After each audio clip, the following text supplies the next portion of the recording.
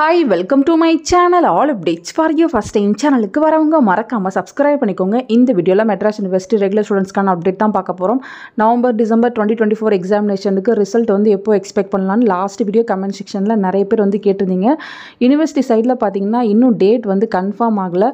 Date confirm ஆச்சுன்னா கண்டிப்பாக நான் உங்களுக்கு முன்னாடியே வந்து இன்ஃபார்ம் பண்ணுவேன். நமக்கு பார்த்தீங்கன்னா எப்போவுமே ஃப்ரைடே தான் வந்து ரிசல்ட் வந்து அப்டேட் பண்ணுவாங்க. அதுக்கு முன்னாடி நாளே ப்ரெஸ் நோட் வந்து கொடுத்துருவாங்க. நாளைக்கு வந்து ரிசல்ட் வந்து அப்டேட் ஆக போகுதுன்னு.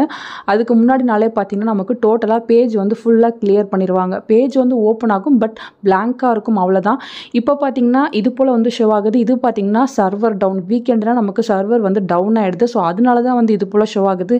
சில பேர் கமெண்ட் செக்ஷனில் அடிக்கடி வந்து சொல்கிறீங்க சர்வர் வந்து டவுனாக இருக்குது, ரிசல்ட் வந்து அப்டேட் ஆக போகுதுன்னு.